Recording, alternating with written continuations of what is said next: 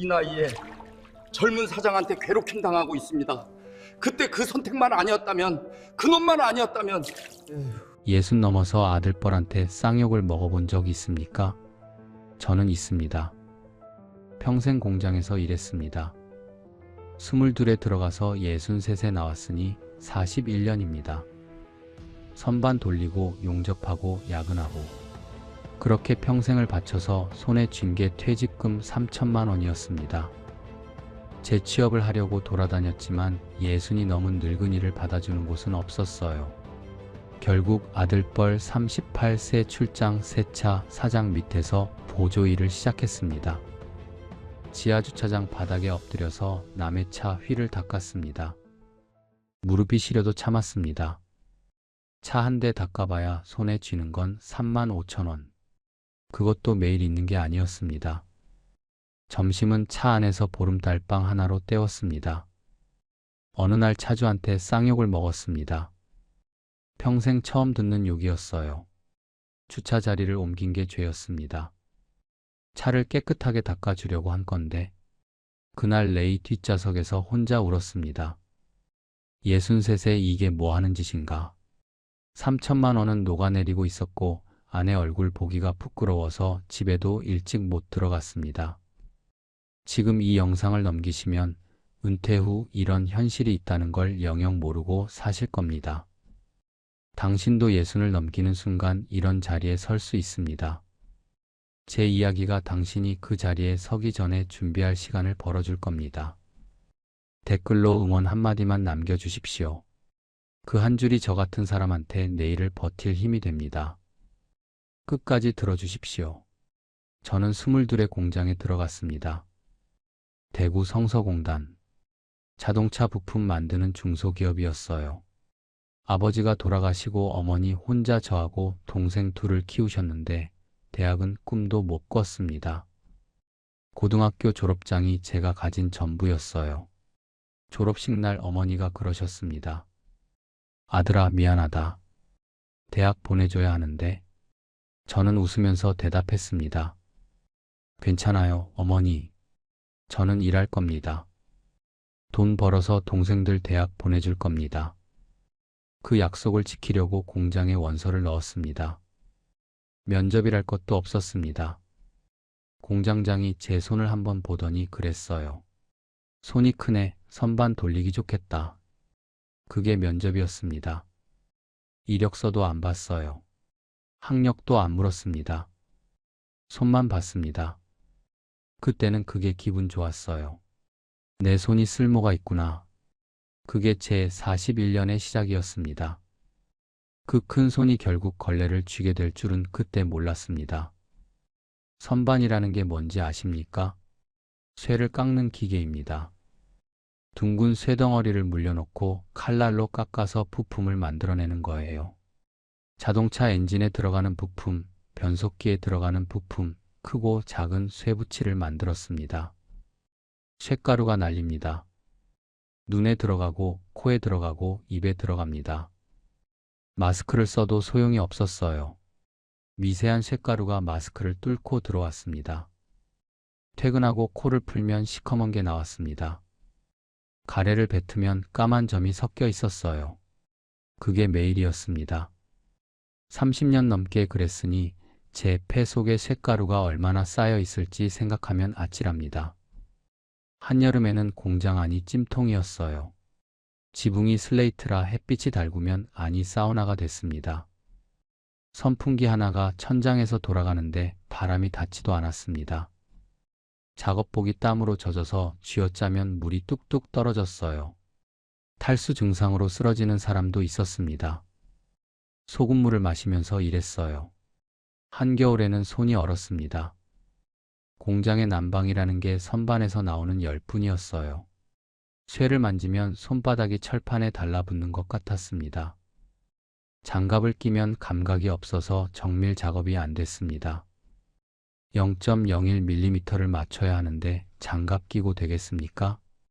맨손으로 했습니다. 손가락이 갈라지고 피가 났습니다. 밴드를 붙여도 기름에 미끄러져서 떨어졌어요. 그냥 맨손으로 했습니다.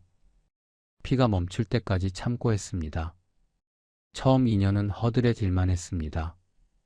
선배들 밑에서 쇠 나르고 바닥 쓸고 기름 닦고 칩 치우고, 칩이라는 게 선반에서 쇠를 깎으면 나오는 쇠 부스러기인데 날카롭습니다.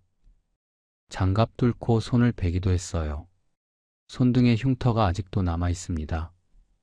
그러면서 선반을 배웠습니다. 공차가 뭔지, 절삭 속도가 뭔지, 바이트를 어떻게 세팅하는지. 밤에 기숙사에서 교재를 봤습니다. 졸려도 봤습니다. 이거 하나는 확실하게 배워야 한다고 생각했으니까. 기술이 있으면 평생 먹고 살 수 있다고 선배가 그랬거든요. 그 말을 믿었습니다. 3년 차에 선반 하나를 맡았습니다. 내 기계가 생긴 겁니다. 기계 번호가 7번이었어요. 7번 선반. 제자리. 그날 기숙사에서 소주 한 병을 혼자 마셨습니다. 축하해줄 사람이 없어서 혼자 마신 거였는데 쓴맛이 아니라 단맛이 났습니다. 어머니한테 전화했습니다. 어머니, 나 이제 내 기계 생겼어. 어머니가 전화기 너머로 우셨어요. 아들아, 고생했다. 그 한마디에 소주가 더 달았습니다. 동생 둘 대학 보냈습니다. 월급에서 반을 떼서 어머니한테 보냈어요. 큰 동생은 전문대를 나와서 회사에 취직했고, 작은 동생은 간호학과를 나와서 병원에 갔습니다. 동생들이 취직하고 나서야 저도 제 인생을 시작할 수 있었습니다. 30이었어요. 남들은 20대에 연애하고 결혼하고 할 때 저는 공장에서 쇠를 깎고 있었습니다. 결혼은 30에 했습니다. 공장 근처 작은 식당에서 밥을 먹다가 만난 여자였어요. 식당 딸이었습니다. 수줍게 웃는 얼굴이 예뻤습니다. 반찬을 더 달라고 하면 큰 그릇에 수북이 담아왔어요. 다른 손님한테는 보통 그릇으로 주면서 저한테만 큰 그릇이었습니다. 눈치를 못 챈 건 아닙니다. 챈 거였는데 확신이 없었어요. 1년을 매일 그 식당에 가서 밥을 먹었습니다. 비가 와도 눈이 와도 야근을 해도 저녁은 그 식당에서 먹었습니다. 용기를 내서 말을 걸었더니 웃더라고요. 아, 매일 오시는 분. 네, 매일 옵니다. 앞으로도 매일 올 겁니다. 진지하게 말했는데 그 여자가 빵 터졌어요. 그 웃음이 좋았습니다. 그게 청혼 비슷한 거였습니다. 결혼하고 공장 근처 작은 빌라의 전세를 얻었습니다. 2천만 원짜리 반지하였어요. 습기가 차서 벽에 곰팡이가 피었지만 아내가 매일 닦았습니다. 락스로 문지르고 선풍기를 틀고 불평 한마디 안 했어요. 미안했습니다. 아들 하나, 딸 하나 낳았습니다. 아들이 반지하 방에서 기어다닐 때 바닥이 차가워서 아내가 전기장판을 2개 깔았어요. 전기세가 올라가도 아이가 감기 걸리는 것보다 낫다고. 아이들이 자라면서 반지하가 좁아졌습니다. 40대 중반에 겨우 아파트를 장만했습니다. 대출을 끼고 산 소형 아파트였는데 이사 가던 날 아내가 울었어요. 여보, 우리도 아파트에 사는구나. 우리 아들이 친구들한테 아파트 산다고 말할 수 있겠네. 그 한마디에 20년 반지하 생활이 다 보상받는 기분이었습니다. 공장 일은 해가 갈수록 힘들어졌습니다. 40대 넘어서부터 허리가 안 좋아졌어요. 선반 앞에 서서 하루 10시간 이상을 같은 자세로 일하니까 디스크가 왔습니다. 허리가 끊어질 것 같은 통증이 밤마다 찾아왔어요. 병원에서 수술하라고 했는데 수술하면 석 달은 쉬어야 한다고. 석 달 쉬면 자리가 없어질 수도 있었습니다. 월급이 안 나오면 대출 이자를 못 냈습니다. 참았습니다. 허리 보호대를 하고 일했습니다. 진통제를 먹고 일했습니다. 약이 안 들으면 더 센 약을 먹었습니다. 50대가 되니까 무릎도 안 좋아졌어요. 콘크리트 바닥 위에서 40년 가까이 서서 일했으니 당연한 거였습니다. 의사가 그러더라고요. 연골이 많이 닳았다고. 평생 서서 일하신 분들한테 흔한 증상이라고. 흔하다고요. 제 고통이 흔하다니. 의사한테는 흔한 환자였겠지만 저한테는 유일한 무릎이었습니다. 그래도 공장은 제 자리였습니다. 공장 안에서는 제가 필요한 사람이었으니까. 후배들이 물어봤어요. 선배님, 이 공차 어떻게 맞춰요? 선배님, 이 소재 절삭 속도 얼마로 잡아요? 이 바이트 수명 다 된 거 아니에요? 제가 가르쳐 줬습니다. 40년 동안 몸에 밴 기술이었으니까 눈 감고도 할 수 있었습니다. 손끝 감각으로 0.01mm 오차를 잡아냈습니다. 기계보다 정확하다는 소리를 들었습니다. 그게 자랑이었어요. 그게 제 존재 이유였습니다. 이 공장에서 나는 쓸모 있는 사람이다. 그 생각이 41년을 버티게 해줬습니다. 예순이 되니까 공장 분위기가 바뀌었습니다. 젊은 직원들이 들어오고 자동화 설비가 늘어나고 제가 40년 동안 손으로 하던 일을 기계가 대신하기 시작했습니다. CNC 선반이라는 게 들어왔어요. 컴퓨터로 프로그래밍하면 자동으로 깎아내는 기계. 제가 하루 종일 해야 하는 일을 그 기계가 2시간 만에 해냈습니다. 정밀도도 제가 맞추는 것보다 좋았어요. 처음에는 인정하기 싫었습니다. 기계가 사람을 이길 수 없다고 생각했으니까. 하지만 현실은 달랐습니다. 기계는 지치지 않고 아프지 않고 월급을 안 받았습니다. 공장장이 바뀌었어요. 새 공장장은 40대 초반이었습니다. 제 아들보다 어린 사람이 제 위에 앉은 겁니다. 본사에서 내려온 사람이라 공장 현장을 잘 몰랐어요. 하지만 숫자는 잘 알았습니다. 인건비, 생산성, 효율. 그 사람이 저를 사무실로 부르더니 말했어요.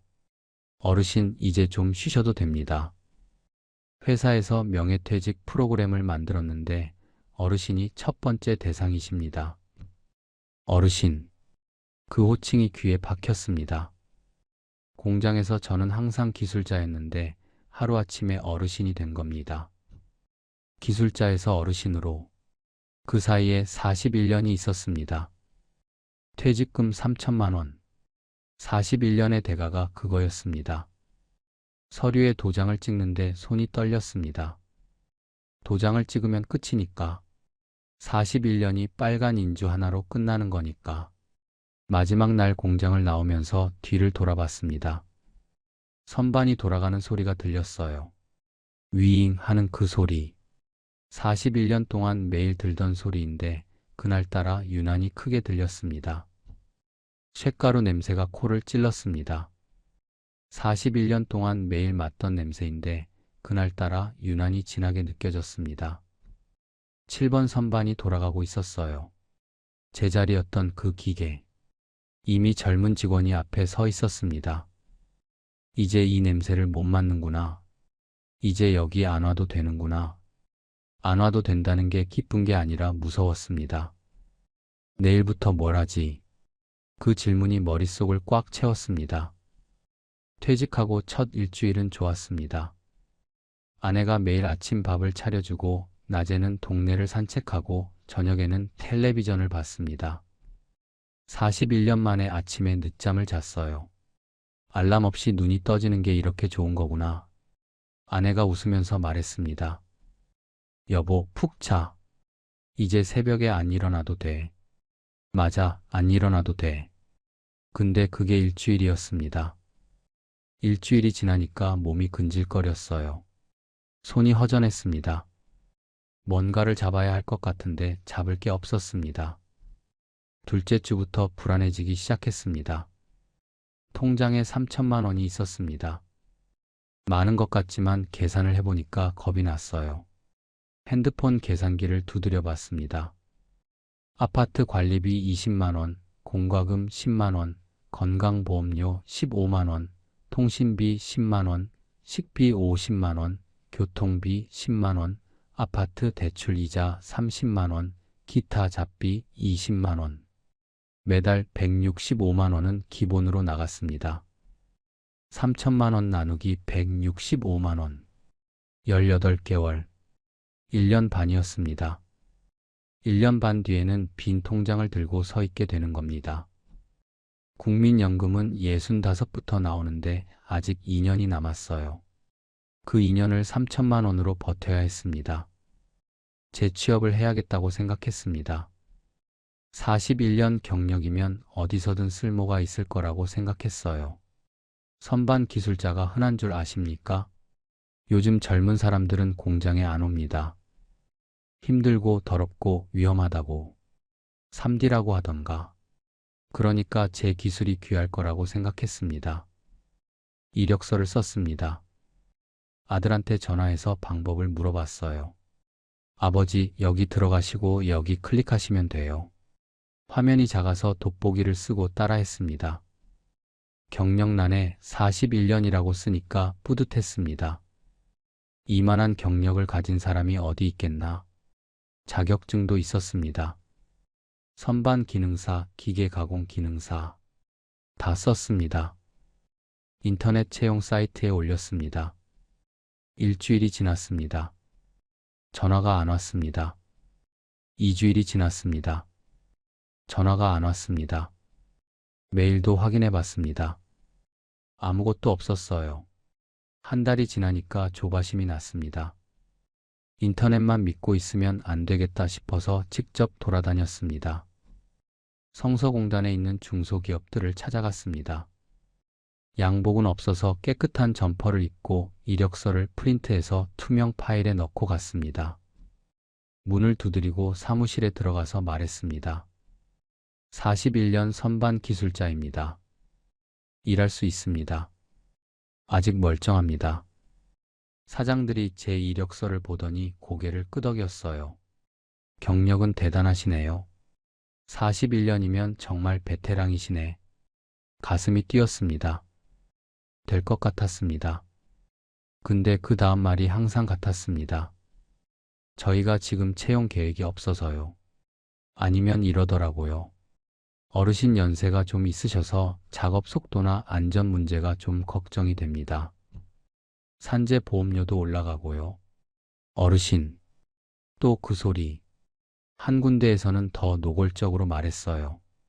솔직히 말씀드리면 60 넘으신 분은 좀 어렵습니다. 체력도 그렇고 적응도 그렇고 경력 41년이 나이 63 앞에서 아무 힘이 없었습니다. 41년 동안 쌓은 게 한순간에 쓸모 없어지는 기분. 그걸 겪어보신 분만 아실 겁니다. 12군데를 넣었습니다. 한 군데도 전화가 안 왔습니다. 직접 찾아간 곳도 5군데였는데 전부 돌려보냈습니다. 마지막으로 찾아간 곳에서 젊은 인사 담당자가 웃으면서 말했어요. 어르신, 요즘은 자동화가 많이 돼서 수동 선반 기술자는 수요가 거의 없어요. CNC 조작 경험 있으세요? 없었습니다. 40년 동안 수동 선반만 돌렸으니까. 자동화. 그 단어가 귀에 박혔습니다. 제가 40년 동안 갈고 닦은 기술이 자동화 한 단어에 쓸모 없어진 겁니다. 손끝으로 0.01mm를 잡아내는 기술이 컴퓨터 버튼 하나 앞에서 패배한 겁니다. 집에 돌아오면 아내가 물었습니다. 여보, 오늘은 어땠어? 곧 될 거야. 매번 같은 대답을 했습니다. 아내는 더 묻지 않았어요. 눈치를 챘을 겁니다. 매일 나가서 빈손으로 돌아오는 남편을 보면 알잖아요. 하지만 모른 척 해줬습니다. 그 모른 척이 고맙기도 하고 미안하기도 했습니다. 밥을 먹는데 밥맛이 없었어요. 아내가 정성껏 차려준 밥인데 모래를 씹는 것 같았습니다. 반찬이 입에 안 들어갔어요. 국물만 조금 마시고 숟가락을 놓았습니다. 아내가 왜 안 먹냐고 물어서 배가 안 고프다고 했습니다. 거짓말이었습니다. 배는 고팠는데 목구멍으로 안 넘어가는 겁니다. 석 달이 지났습니다. 통장에서 450만 원 넘게 빠져나갔습니다. 3천만 원이 2,500만 원 아래로 내려갔습니다. 숫자가 줄어드는 게 눈에 보였어요. 핸드폰 뱅킹을 열 때마다 심장이 쪼그라들었습니다. 아내한테 걱정 끼치기 싫어서 매일 아침 출근하는 척 집을 나섰습니다. 양복은 없어서 깨끗한 점퍼에 서류 가방을 들고 아내한테 다녀올게 하고 나갔습니다. 어디를 가느냐고요? 도서관에 갔습니다. 신문을 펼쳐놓고 채용면을 봤습니다. 동그라미를 치고 전화를 걸고 죄송합니다. 채용이 마감됐습니다. 죄송합니다. 나이 제한이 있어서요. 공원에 갔습니다. 벤치에 앉아서 하늘을 봤습니다. 비둘기가 발밑에서 어슬렁거렸어요. 백화점 문화센터 의자에 앉아 있을 때도 있었습니다. 에어컨이 나오니까 여름에 좋았어요. 거기서 하루 종일 앉아 있다가 저녁 때 집에 들어갔습니다. 오늘도 면접 봤어. 곧 연락 올 거야. 거짓말이었습니다. 아내한테 거짓말을 하는 제가 제일 싫었습니다. 41년 동안 정직하게 살았는데 퇴직하고 나니까 매일 거짓말을 하고 있었습니다. 어느 날 공원 벤치에 앉아 있는데 핸드폰에 광고가 떴습니다. 출장 세차 보조 구합니다. 나이 제한 없음. 나이 제한 없음. 그 5글자가 눈에 들어왔습니다. 다른 건 안 보였어요. 급여가 얼마인지, 어디서 하는 건지 그런 건 나중이었습니다. 나이 제한 없음. 나를 나이로 안 거르는 곳. 그게 전부였습니다. 전화를 걸었습니다. 손이 떨렸어요. 젊은 목소리가 받았습니다. 네, 출장 세차 정태선입니다. 저 보조 자리에 지원하려고 하는데요. 아, 네. 혹시 연세가 어떻게 되세요? 63입니다. 전화기 너머로 잠깐 침묵이 흘렀습니다. 2초, 3초. 그 침묵이 영원처럼 느껴졌습니다. 또 거절당하는 건 아닌가. 아, 네. 한번 뵐 수 있을까요? 됐습니다. 만나준다고 했습니다. 그 한마디에 공원 벤치에서 벌떡 일어났습니다. 다음 날 만났습니다.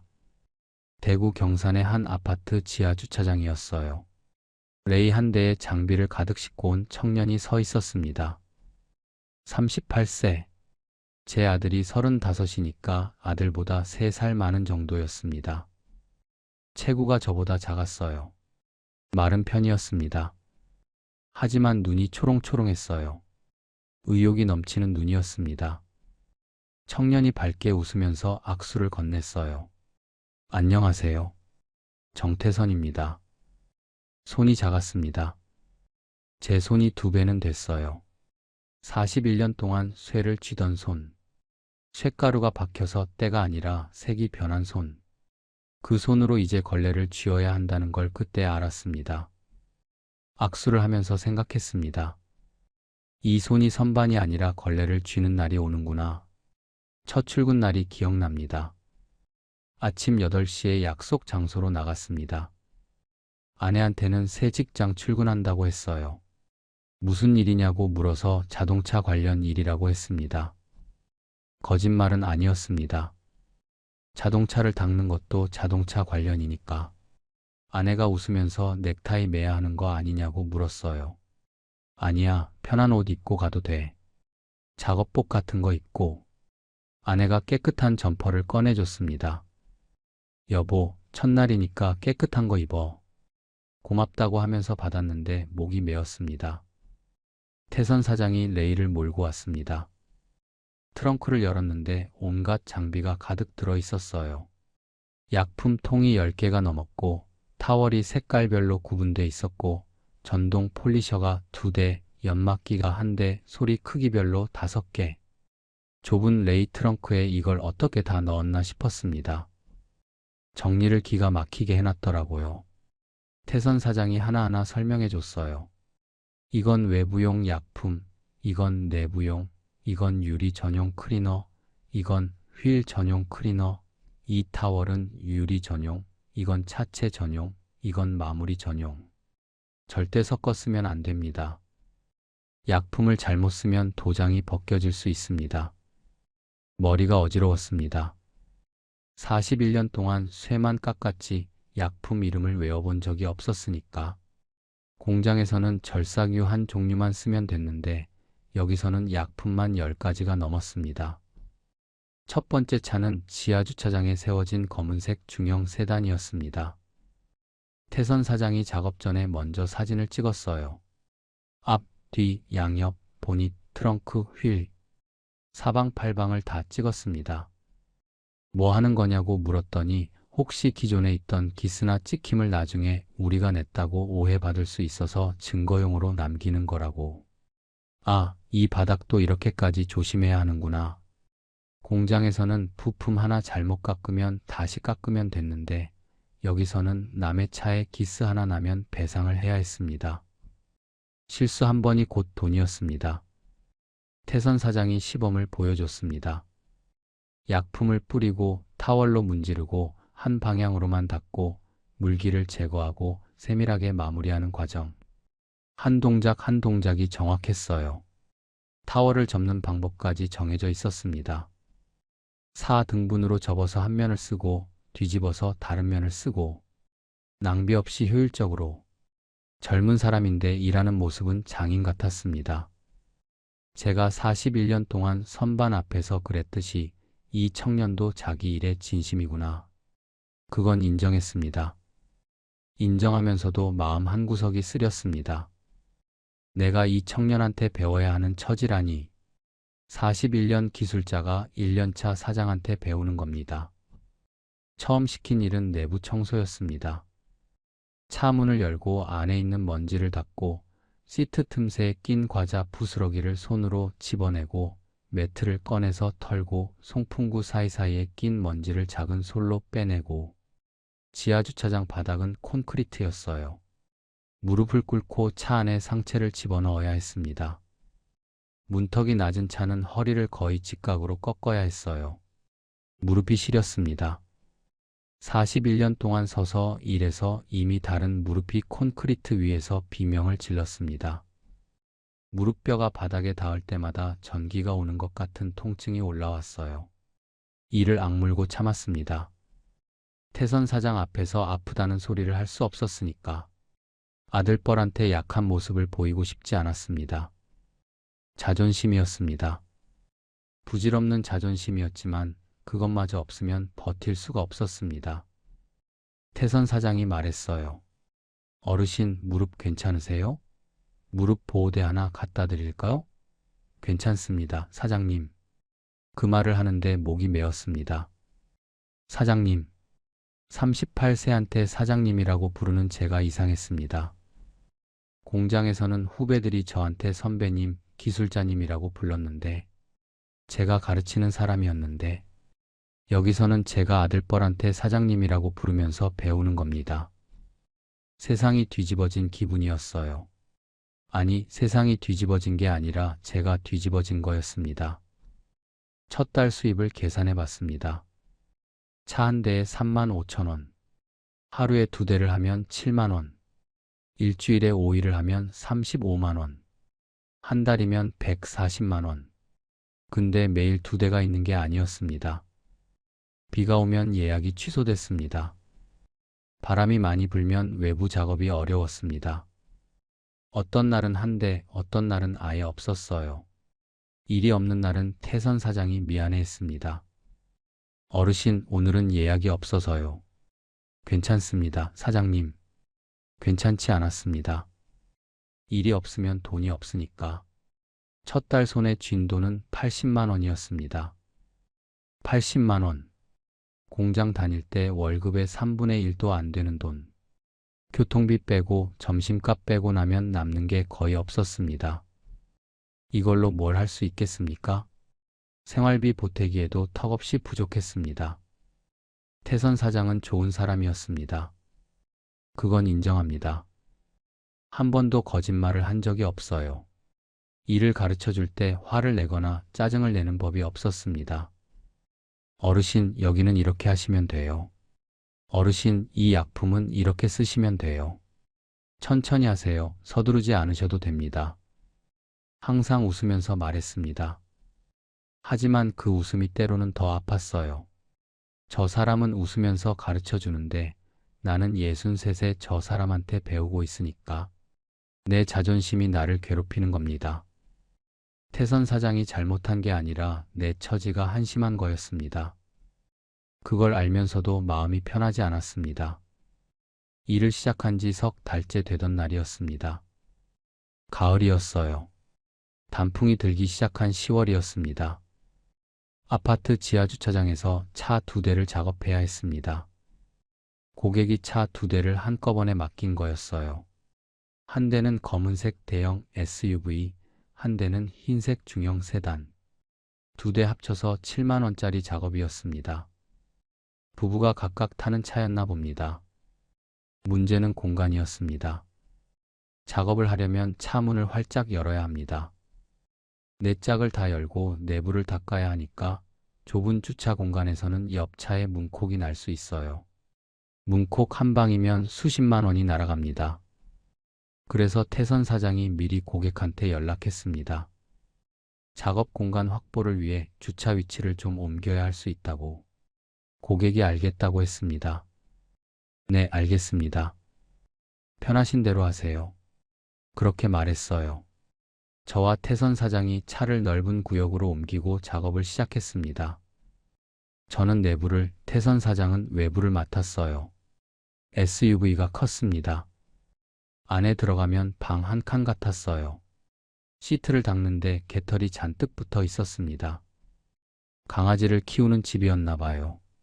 시트 틈새, 안전벨트 홈, 문짝 고무 사이사이, 뒷좌석 매트 밑에까지 털이 박혀 있었습니다. 진공청소기로 빨아내고 남은 건 손으로 하나하나 뜯어냈습니다. 손가락 끝으로 짧은 털을 잡는 게 선반에서 0.01mm를 맞추는 것보다 어려웠습니다. 허리를 구부리고 차 안에 상체를 집어넣는 자세가 오래되니까 허리가 끊어질 것 같았어요. 중간에 밖으로 나와서 허리를 폈습니다. 뚝뚝 소리가 났습니다. 무릎도 쑤셨습니다. 콘크리트 바닥에 무릎을 꿇고 있으니 무릎 보호대를 해도 시렸어요. 2시간 반이 걸렸습니다. 차 2대가 새 차처럼 깨끗해졌어요. SUV 안에 개털이 한 올도 안 보였습니다. 시트가 반짝거렸어요. 세단도 마찬가지였습니다. 태선 사장이 마무리로 연막기를 돌렸습니다. 라벤더 향이 지하주차장에 퍼졌어요. 뿌듯했습니다. 힘들었지만 더러운 차가 깨끗해지는 걸 보면 보람이 있었거든요. 공장에서 쇠를 깎아서 반질반질한 부품을 만들 때의 그 뿌듯함과 비슷했습니다. 이건 새 차지만 결국 더러운 걸 깨끗하게 만드는 일이니까. 일의 본질은 같았습니다. 고객한테 작업 완료 연락을 보냈습니다. 사진도 같이 보냈어요. 전후 비교 사진. 10분 뒤에 고객이 내려왔습니다. 40대 초반쯤 돼 보이는 남자였습니다. 양복을 입고 있었어요. 넥타이가 반듯했습니다. 내려오자마자 차를 보지 않았습니다. 주차 위치를 봤습니다. 자기 차가 원래 있던 자리가 아닌 걸 확인한 겁니다. 표정이 굳었습니다. 이마에 주름이 잡혔어요. 제가 원래 주차했던 자리가 아니잖아요. 태선 사장이 설명했어요. 작업 공간 때문에 옮겼다고. 미리 말씀드렸다고. 문콕을 방지하려고 넓은 구역으로 옮긴 거라고. 차량 보호를 위한 거라고. 그런데 그 남자가 폭발했습니다. 내가 언제 옮기라고 했어? 내 자리가 어딘지 알아? 거기가 명당이야, 명당. 매일 그 자리에 대는 건데 왜 맘대로 옮겨? 주차 자리 명당. 그게 그렇게 중요한 겁니까? 차를 새 차처럼 만들어 놨는데 주차 자리가 문제입니까? 하지만 말대꾸를 할 수 없었습니다. 고객이니까. 돈을 내는 사람이니까. 목소리가 지하주차장에 울렸습니다. 콘크리트 벽에 부딪혀서 메아리가 됐어요. 태선 사장이 죄송합니다. 차량 보호를 위해서 그랬다고 했는데 소용이 없었습니다. 그 남자는 이미 이성을 놓은 상태였어요. 그 남자가 저를 봤습니다. 제가 더 가까이 서 있었거든요. 야, 이 아저씨는 뭐야?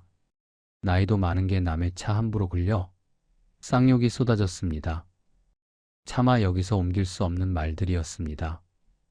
어머니를 욕했습니다. 가족을 욕했습니다. 인격을 모독했습니다. 평생 공장에서 일하면서 거친 말을 안 들은 건 아닙니다. 공장에도 욕하는 사람은 있었어요. 하지만 그건 동료끼리 하는 거였습니다. 같은 작업복 입고 같은 쇳가루 마시는 사람끼리. 힘들 때 나오는 거친 말이었지 인격을 밟는 말은 아니었습니다. 근데 이건 달랐습니다. 양복 입은 40대가 작업복 입은 63한테 퍼붓는 욕이었습니다. 위에서 아래로 내리치는 욕이었습니다. 제가 그 사람한테 뭘 잘못했습니까? 차를 깨끗하게 해주려고 자리를 옮긴 게 전부인데. 죄송합니다. 그 말밖에 나오지 않았습니다. 죄송합니다. 죄송합니다. 고개를 숙이고 반복했습니다. 입이 그 말만 했습니다. 머릿속에서는 다른 말이 돌고 있었어요. 나도 41년 일한 기술자야. 나도 누군가의 아버지야. 나한테 이럴 수 있어? 하지만 그 말은 입 밖으로 나오지 않았습니다. 나올 수가 없었습니다. 여기서 말대꾸를 하면 태선 사장한테 피해가 가니까. 이 일을 잃으면 내일부터 뭘 하나. 그 생각이 저를 눌렀습니다. 옆에서 태선 사장이 제 앞을 막아서면서 말했어요. 저희가 잘못한 부분이 있다면 사과드리겠습니다. 하지만 어르신한테는 그렇게 하지 말아 주십시오. 어르신은 저희 직원이시고 제가 지시한 대로 하신 겁니다. 그 청년이 저를 감싸는데 그게 고맙기보다 창피했습니다. 38세한테 보호받는 63. 내가 이 청년의 뒤에 숨어야 하는 처지라니. 제가 어디서부터 잘못된 건지 모르겠더라고요. 41년 전으로 돌아가면 뭐가 달라질까? 대학을 갔으면 달라졌을까? 다른 기술을 배웠으면 달라졌을까? 아무리 생각해도 답이 안 나왔습니다. 그 남자가 욕을 퍼붓고 가버린 뒤 저는 지하주차장 기둥에 등을 기대고 서 있었습니다. 다리가 풀렸습니다. 무릎이 아픈 건지 마음이 아픈 건지 구분이 안 됐어요. 콘크리트 기둥이 차가웠습니다. 등으로 그 냉기가 전해져 왔는데 이상하게 좋았습니다. 차가운 게 정신을 잡아줬으니까. 태선 사장이 괜찮으시냐고 물었어요. 괜찮습니다, 사장님. 또 그 말. 괜찮지 않으면서 괜찮다고 하는 말. 평생 그렇게 살아왔습니다. 공장에서 허리가 아파도 괜찮다고 하고 무릎이 아파도 괜찮다고 하고 63세도 여전히 괜찮다고 하고 있었습니다. 태선 사장이 작업을 마무리하러 간 뒤 저는 레이 뒷좌석에 앉았습니다. 문을 닫고 혼자 있었습니다. 지하주차장은 조용했어요. 형광등이 지직거리는 소리만 들렸습니다. 멀리서 차 한 대가 출입구로 나가는 엔진 소리가 울렸습니다. 그리고 다시 고요. 그때 울었습니다. 소리를 죽이고 울었습니다. 주먹으로 입을 막고 울었습니다. 레이 뒷좌석 시트에 얼굴을 파묻고 울었습니다. 41년. 41년을 일했는데 쇳가루 마시면서 선반 돌리던 그 세월이 이 꼴을 만들려고 있었던 건가? 22의 공장에 들어가던 그 청년한테 미안했습니다. 너 41년 뒤에 지하주차장에서 울게 된다. 그 말을 해줄 수 있다면 주먹으로 허벅지를 쳤습니다. 한 번, 두 번, 세 번. 아프니까 울음이 멈췄습니다. 코를 풀고 눈을 닫고 차에서 내렸습니다. 다음 작업이 있었으니까. 일을 하면서 제일 힘든 게 뭔지 아십니까? 쌍욕이 아닙니다. 무릎 아픈 것도 아닙니다. 밥입니다. 밥을 제대로 못 먹는 게 제일 힘들었습니다. 사람이 밥을 못 먹으면 무너집니다. 몸이 무너지는 게 아니라 마음이 무너져요. 태선 사장은 작업 전에 밥을 안 먹었어요. 밥 먹으면 졸려서 작업에 지장이 있다고. 집중력이 떨어지면 실수가 나온다고. 차체에 기스라도 내면 그날 번 돈이 다 날아가니까. 작업이 끝나면 또 바로 다음 예약지로 이동해야 했습니다. 레이를 몰고 이 아파트에서 저 아파트로, 이 동네에서 저 동네로. 중간에 밥 먹을 시간이 없었어요. 점심을 거르는 날이 많았습니다. 태선 사장은 젊으니까 배가 고파도 버텼습니다. 젊음은 그런 겁니다. 배고프면 참을 수 있는 힘이 있는 거. 저는 63이었습니다. 한 끼를 걸으면 손이 떨렸어요. 어지러웠습니다. 혈당이 떨어지는 거였겠지요. 눈앞이 핑 돌았습니다. 차를 닦다가 손에 힘이 안 들어가서 타월을 떨어뜨린 적도 있었어요. 그때 태선 사장이 물었습니다. 어르신 안 드셨어요? 아침에 좀 먹었습니다. 거짓말이었습니다. 아침도 안 먹고 나왔어요. 아내가 차려놓은 밥을 두고 나왔습니다. 작업 전에 먹으면 졸리니까 태선 사장처럼 해보겠다고 혼자 결심한 거였습니다. 젊은 사장이 하는데 나라고 못하겠나? 자존심이 또 저를 괴롭히는 겁니다. 그래서 빵을 사다 놨습니다. 보름달빵. 편의점에서 1200원짜리. 둥글널쩍하고 안에 크림이 들어있는 빵. 그걸 레이 트렁크 한쪽에 넣어놨다가 작업 사이 쉬는 시간에 하나씩 먹었습니다. 레이 뒷좌석에 앉아서 보름달빵을 한 입 베어 무는데 달았습니다. 달콤했습니다. 안에 들어있는 크림이 입안에서 녹았어요. 근데 그 달콤함이 슬펐습니다. 공장 다닐 때는 구내 식당에서 밥을 먹었습니다. 된장찌개에 반찬 4가지. 김치, 콩나물, 멸치, 두부. 푸짐하지는 않아도 따뜻한 밥이었습니다. 국이 김이 모락모락 나고 밥이 뜨끈뜨끈하고 동료들이랑 나란히 앉아서 떠들면서 먹었습니다. 그게 당연한 줄 알았는데 당연한 게 아니었습니다. 따뜻한 밥 한 끼가 이렇게 귀한 거였습니다. 태선 사장이 제가 빵 먹는 걸 봤어요. 트렁크에서 장비를 꺼내다가 보름달빵 봉지를 본 겁니다. 안쓰러워하는 게 눈에 보였습니다. 어르신 밥 드세요. 제가 사드릴게요. 같이 가시죠. 아닙니다, 사장님. 저는 이게 좋습니다. 원래 빵을 좋아해서요. 사양했습니다. 거짓말이었습니다. 빵을 좋아하는 게 아니라 밥을 먹을 시간과 돈이 아까웠던 겁니다. 식당에서 밥 먹으면 8,000원은 나갑니다. 보름달빵은 1,200원. 그 차이가 한 달이면 20만 원 가까이 됩니다. 20만 원이면 관리비 한 달치. 아들뻘한테 밥까지 얻어먹을 수도 없었습니다. 자존심이 허락하지 않았어요. 자존심. 이 나이에 자존심이 밥을 먹여주는 것도 아닌데 그래도 그것마저 내려놓으면 제가 아무것도 아닌 사람이 될 것 같았습니다. 한 번은 태선 사장이 제가 모르게 편의점에서 삼각김밥 2개를 사와서 제 자리에 놓아둔 적이 있었습니다. 누가 놓은 건지 알았어요. 이 사람밖에 없으니까. 삼각김밥을 들고 한참을 봤습니다. 참지 마요. 제가 좋아하는 거였어요. 어떻게 알았을까? 아마 전에 편의점에서 제가 고르는 걸 봤나 봅니다. 그 삼각김밥을 먹는데 목이 메었습니다. 아들뻘 청년이 63짜리한테 삼각김밥을 사다 놓는 마음. 그게 뭔지 알았습니다.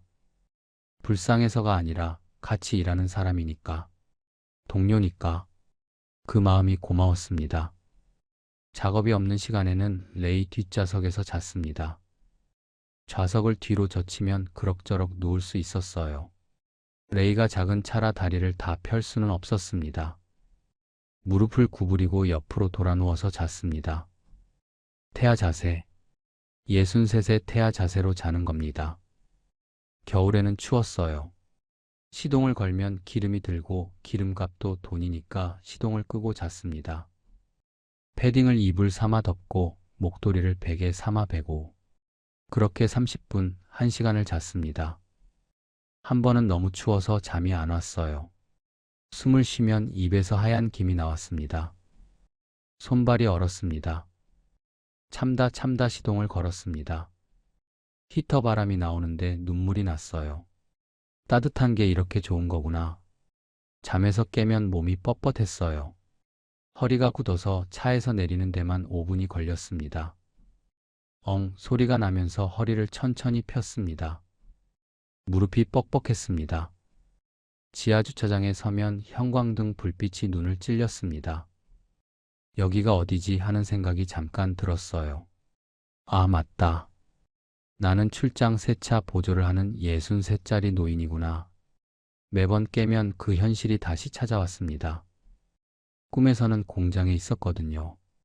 7번 선반 앞에 서서 쇠를 깎고 있었습니다. 깨면 지하주차장이었습니다. 집에 가는 시간을 늦추기 시작했습니다. 작업이 끝나도 바로 안 들어갔어요. 레이에 앉아서 핸드폰을 보거나 동네를 한 바퀴 돌거나 편의점에서 커피 한 잔을 사서 주차장 앞 화단에 앉아 마시면서 시간을 보냈습니다. 커피가 식어가는 걸 보면서 하늘을 봤습니다. 별이 보이는 날도 있었어요. 공장 다닐 때는 별을 볼 여유가 없었는데 아내 얼굴 보기가 부끄러웠으니까 일부러 늦게 들어간 거였습니다. 나가서 돈을 벌어야 하는 남편이 레이 뒷좌석에서 보름달빵 먹으면서 낮잠 자는 사람이 된 게 부끄러웠으니까. 아내가 물었습니다. 여보, 요즘 왜 이렇게 늦어? 일이 좀 바빠서. 또 거짓말. 바쁜 게 아니라 부끄러운 겁니다. 아내가 뭘 하는 일인지 정확히는 몰랐을 겁니다. 자동차 관련 일이라고만 했으니까. 남의 차를 닦는 건데 어떻게 말합니까? 41년 기술자가 남의 차 휠에 달라붙은 흙을 닦는다고. 그 말을 어떻게 합니까? 한 달, 두 달, 석 달. 통장은 계속 줄었습니다. 새 차 보조로 버는 돈으로는 생활비를 충당할 수 없었습니다. 매달 적자였어요. 3천만 원이 2천만 원이 되고 2천만 원이 1,500만 원이 되고 모래시계처럼 한 알 한 알 떨어지는 게 보였습니다. 밤에 핸드폰 뱅킹을 열어서 잔고를 확인하는 게 공포였습니다. 확인하기가 무서웠어요. 하지만 안 볼 수도 없었습니다. 이러다가 진짜 바닥이 나면 어떻게 하지? 그 생각이 새벽마다 저를 깨웠습니다. 겨울이 왔습니다. 12월이었어요. 대구 겨울이 서울보다 덜 춥다고 하는데 지하주차장은 달랐습니다. 지상보다 나을 거라고 생각하시겠지만 아닙니다. 지하주차장은 콘크리트 덩어리입니다. 콘크리트가 냉기를 품고 있었습니다. 바닥에서 올라오는 냉기, 벽에서 뿜어져 나오는 냉기, 천장에서 내려오는 냉기. 사방이 차가웠어요.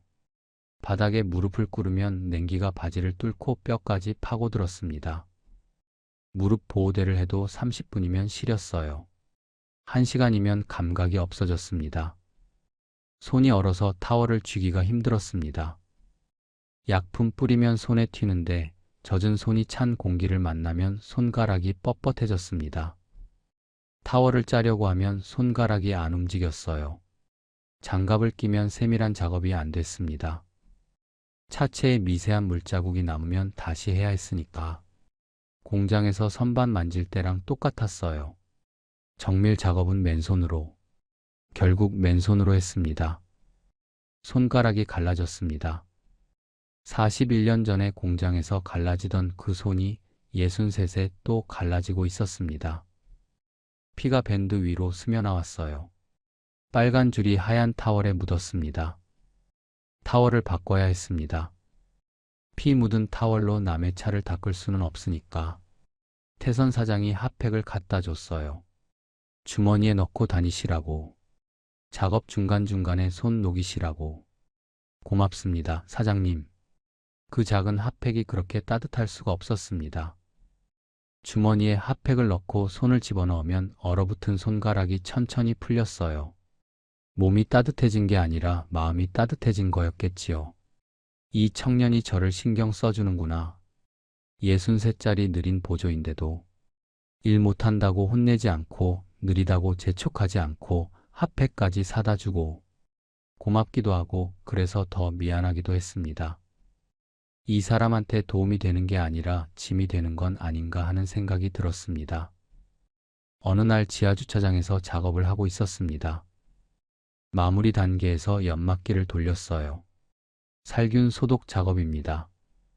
차 안에 연막을 넣으면 세균이 죽고 냄새가 없어지는 거예요. 라벤더 향이 퍼졌습니다. 연막이 차 문틈으로 새어나오면서 하얀 연기가 피어올랐습니다. 밖에서 보면 불이 난 것처럼 보일 수 있어요. 그때 주차장에 다른 입주민이 들어왔습니다. 장을 보고 온 아주머니였어요. 양손에 마트 봉투를 들고 있었는데 하얀 연기를 보는 순간 봉투를 떨어뜨렸습니다. 저거 불이야. 불났어. 소리를 질렀어요. 목소리가 지하주차장 전체에 울렸습니다. 태선 사장이 달려가서 설명했습니다. 불이 아닙니다. 살균 소독 작업입니다. 연막기라는 장비로 하는 겁니다. 그런데 그 아주머니가 믿지를 않았어요. 아니, 저런 연기가 나는데 불이 아니라고? 경비실에 신고해야지. 경비원이 내려왔고 다른 입주민도 두어 명 몰려왔습니다. 뭐야, 무슨 일이야? 한바탕 소란이 벌어졌어요. 태선 사장이 차분하게 설명하고 연막기를 보여주고 약품 성분표도 보여줬습니다. 그제야 사람들이 그런 거구나 하면서 돌아갔어요. 하지만 마지막으로 한마디 남기고 갔습니다. 이런 걸 왜 지하 주차장에서 하냐고. 밖에서 하라고. 위험하지 않냐고. 밖에서 하면 바람 때문에 약품이 날아가서 작업이 안 되는 건데 그 설명을 해봐야 소용이 없었습니다. 우리는 그냥 죄송합니다 하고 고개를 숙였습니다. 저는 그 소란 동안 한쪽에 서서 아무 말도 못했어요.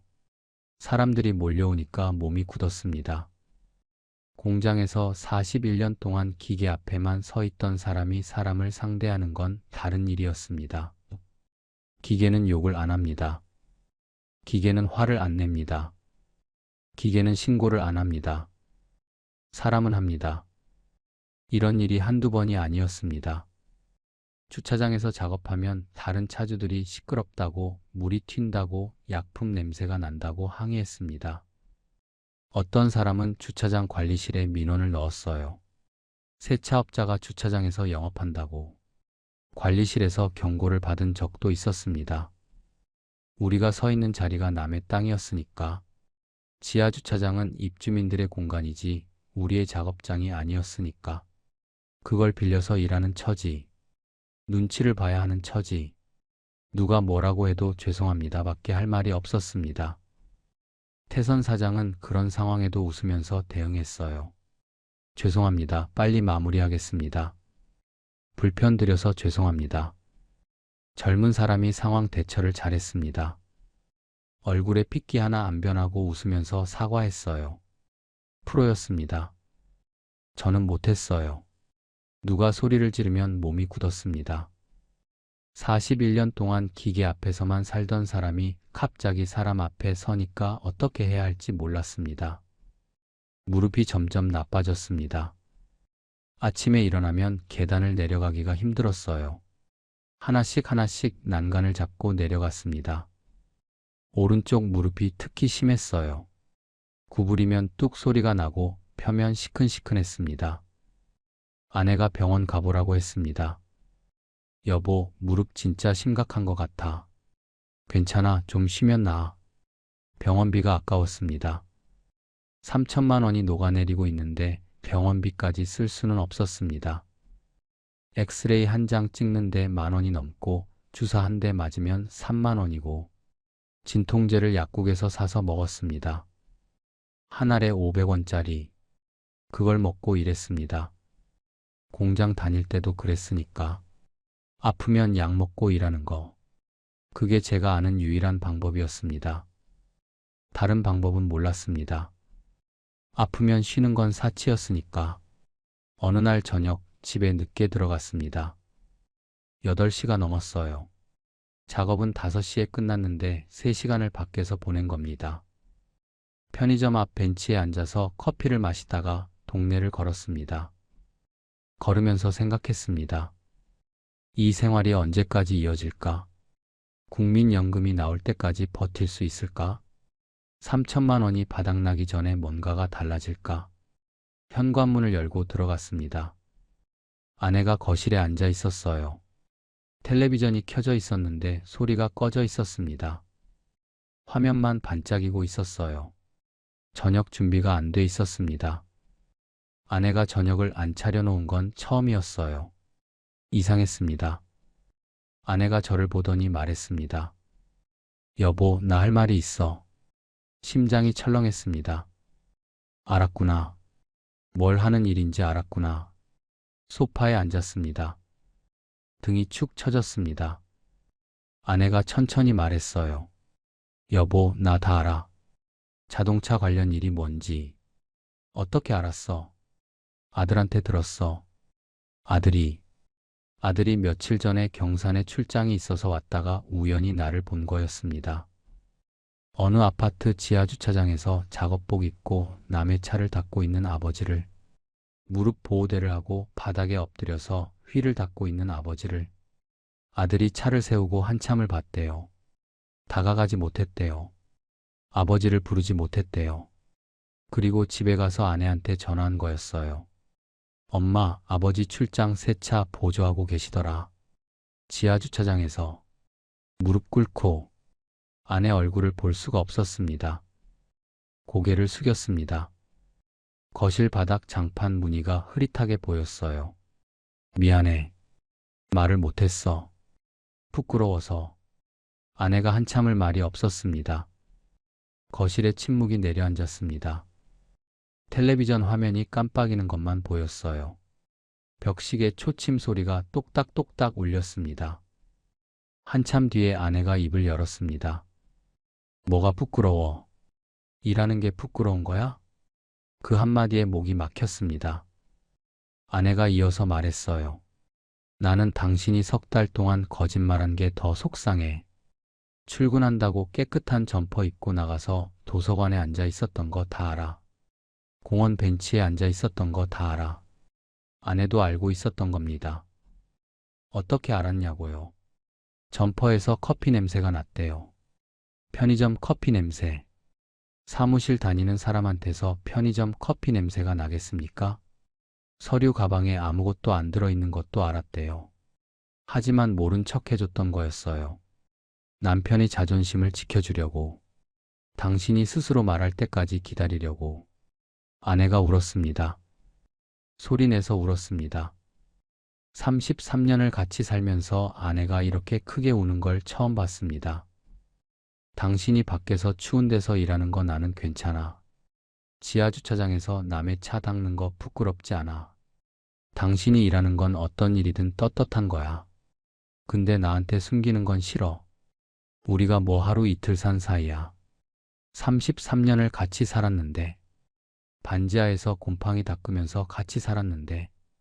뭐든 같이 겪자고. 좋은 것도 나쁜 것도 같이 겪자고. 아내 손을 잡았습니다. 그 손이 거칠었습니다. 식당 일하다가 가사 노동하다가 33년 동안 거칠어진 손이었습니다. 손등에 주름이 깊었어요. 손톱이 갈라져 있었습니다. 이 손도 41년 동안 쉰 적이 없는 손이었습니다. 미안해. 앞으로 안 숨길게. 그 말이 전부였습니다. 다른 말은 목이 막혀서 나오지 않았습니다. 둘이서 거실에 앉아서 한참을 울었습니다. 텔레비전은 여전히 소리 없이 켜져 있었고 벽시계만 똑딱거렸습니다. 그날 밤 아내가 약상자를 가져왔습니다. 무릎에 붙이라고 파스를 사다 놓은 거였어요. 대용량이었습니다. 언제 산 거냐고 물었더니 한 달 전부터 사다 놨다고. 당신 무릎 아픈 거 다 보였다고. 아침에 계단 내려가는 거, 저녁에 절뚝거리면서 들어오는 거, 소파에 앉을 때 엉소리 내는 거 다 봤다고. 아내가 제 바지를 걷어올리고 무릎에 파스를 붙여줬습니다. 조심조심 눌러가면서 붙였어요. 따뜻했습니다. 파스가 따뜻한 게 아니라 그 손이 따뜻한 거였습니다. 33년 전에 반지하에서 제 손을 잡던 그 손이었습니다. 그날 이후로 거짓말을 안 했습니다. 아내한테 오늘 차 3대 했어. 오늘 한 대밖에 못 했어. 오늘은 하나도 못 했어. 솔직하게 말했습니다. 아내가 아침에 도시락을 싸줬어요. 보름달빵 대신 밥을 먹으라고. 작은 도시락통에 밥하고 김치하고 계란말이를 넣어줬습니다. 뚜껑에 쪽지를 붙여놨어요. 여보 힘내. 3글자. 레이 뒷좌석에서 그 도시락을 먹는데 눈물이 났습니다. 따뜻한 밥이었습니다.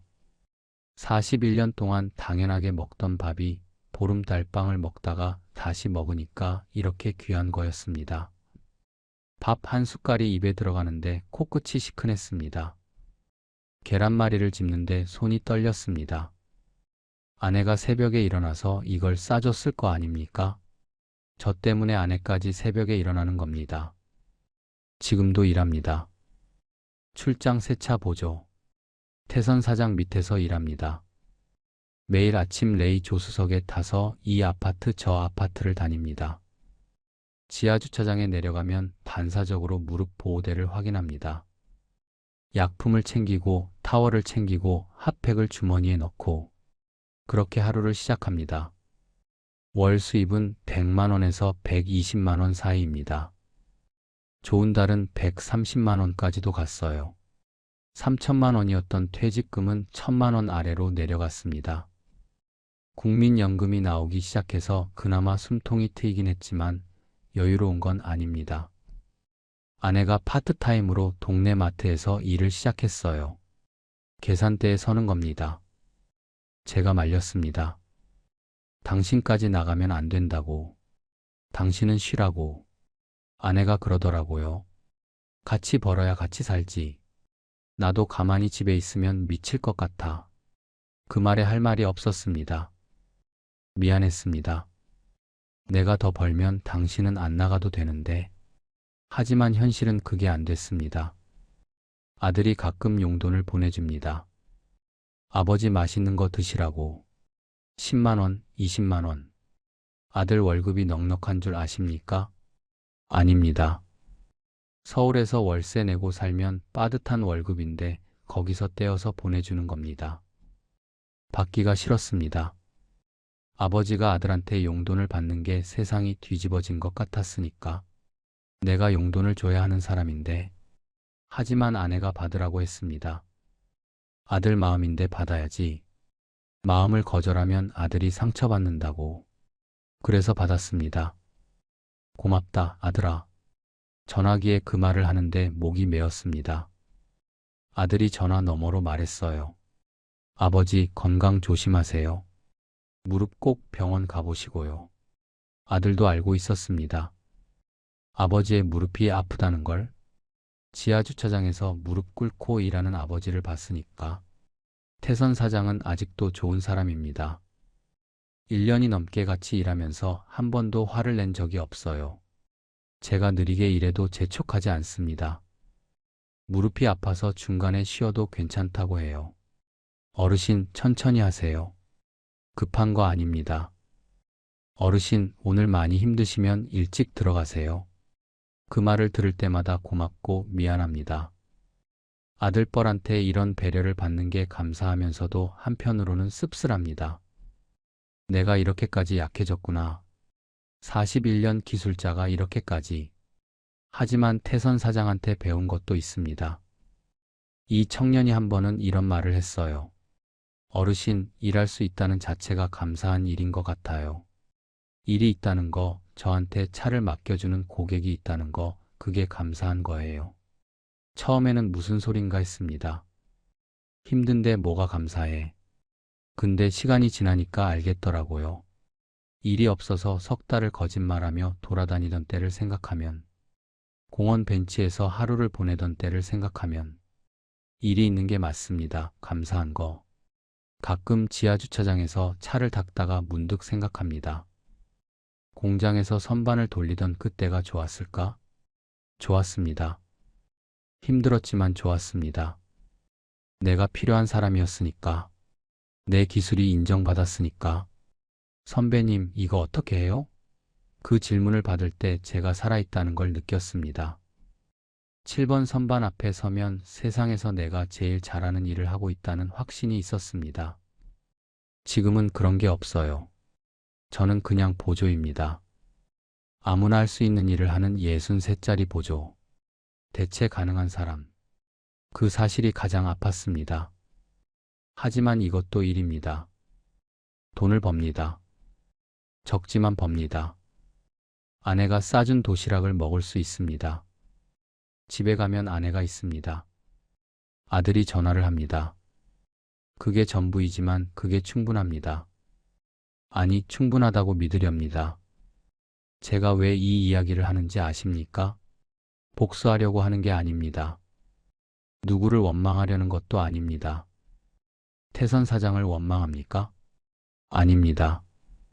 그 청년은 저한테 기회를 준 사람입니다. 나이가 많다고 거절하지 않고, 느리다고 혼내지 않고, 핫팩 사다 주고, 삼각김밥 사다 놓고, 그 청년한테 감사합니다. 쌍욕한 그 고객을 원망합니까? 원망했었습니다. 레이 뒷좌석에서 울면서 원망했습니다. 하지만 지금은 아닙니다. 그 사람도 자기 삶이 있겠지요. 스트레스가 있었겠지요. 그게 저한테 향한 거였을 뿐. 제가 원망하는 건 하나입니다. 준비를 안 한 겁니다. 41년 동안 공장에서 일하면서 퇴직 후를 한 번도 생각 안 했습니다. 월급 받으면 생활비 쓰고, 대출 갚고, 아이들 학비 내고, 동생들 대학 보내고. 그게 전부였어요. 남는 돈을 모아본 적이 없습니다.